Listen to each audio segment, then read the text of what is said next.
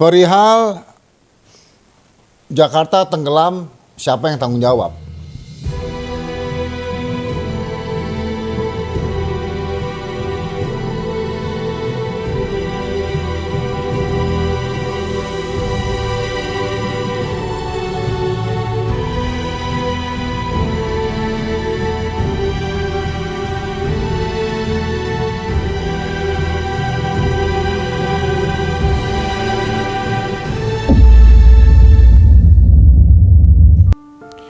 Pemirsa, kita sudah tahu kota Jakarta itu langganan banjir. Nah, namun fenomena banjir yang sekarang orang kenal bernama banjir rob itu semakin sering. Bahkan dapat dikatakan sudah rutin terjadi, khususnya bagi warga kita yang tinggal di wilayah Jakarta Utara. Nah, sekarang persoalannya, kenapa ya bisa begitu? Ini perlu dipahami bahwa kenapa Jakarta ini jadi daerah yang betul-betul rawan banjir, bahkan berpotensi tenggelam. Pemirsa, sekarang sudah pasti di Jakarta Utara, khususnya di daerah Muara Karang, itu areal tanahnya itu sudah di bawah permukaan laut. Jadi mau gimana pun juga, ya namanya laut udah di atas tanah, otomatis akan banjir, itu nama banjir rob.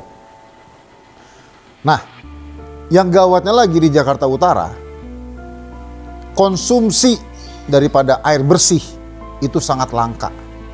Kenapa?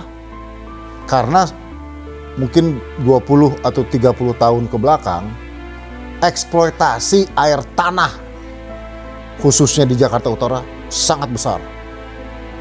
Jadi rakyat untuk mendapatkan kebutuhan hidup air itu adalah dari air tanah. Sehingga bayangkan udah mungkin 20-30 tahun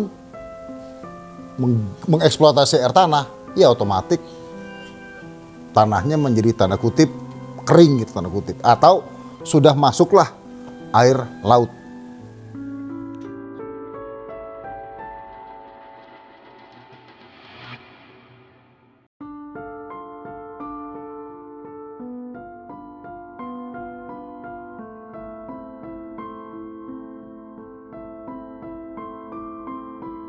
Sebagai contoh, kalau pemirsa sekarang jalan-jalan ke Jakarta Utara, itu Masjid Al-Wadhuna itu sekarang sudah di tengah laut, bukan lagi di daratan.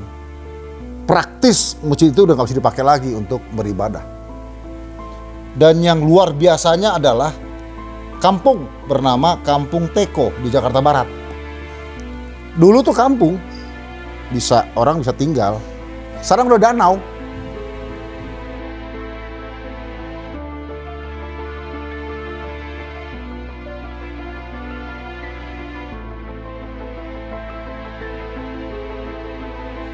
Tadi saya katakan penyebab utama daripada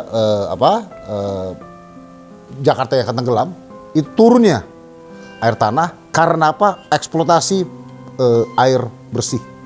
Ini saya kasih data pemirsa, seberapa kritisnya ya sebetulnya penurunan tanah di Jakarta. Jakarta Utara itu di Pantai Indah Kapuk itu penurunannya udah 7,44 cm. Jakarta Barat itu sekitar Hotel Ciputra itu udah 6,6 cm.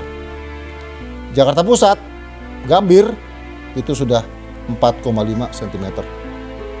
Jakarta Selatan, Lebak Bulus, oh ini daerah rumah saya ini, udah 7,4 cm. Dan yang paling tinggi di Jakarta adalah di Jakarta Timur, di Kayu Manis, itu 10,65 cm. Nah sekarang bagaimana? Apa Jakarta Utara, Barat, Timur, Pusat, Selatan mau ambles, mau betul-betul tenggelam? Maka apa solusinya?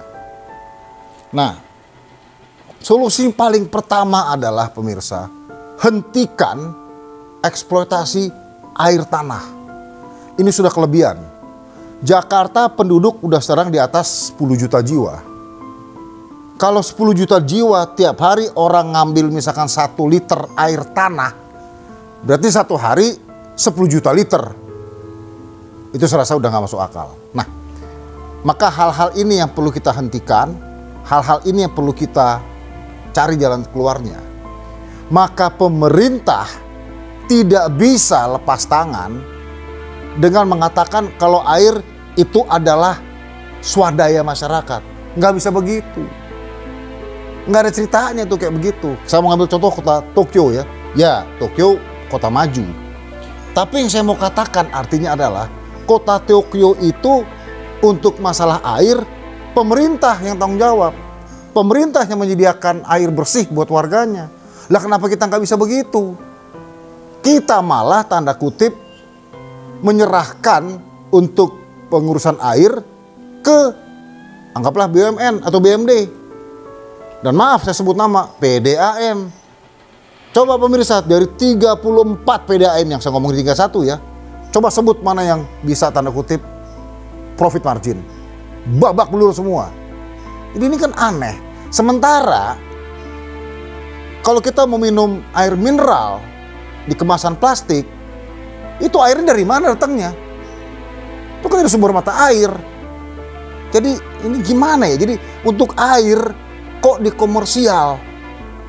Ini jadi pertanyaan saya, ini pemerintah ini mau memeras rakyatnya dan akibatnya daerahnya menjadi terkuras.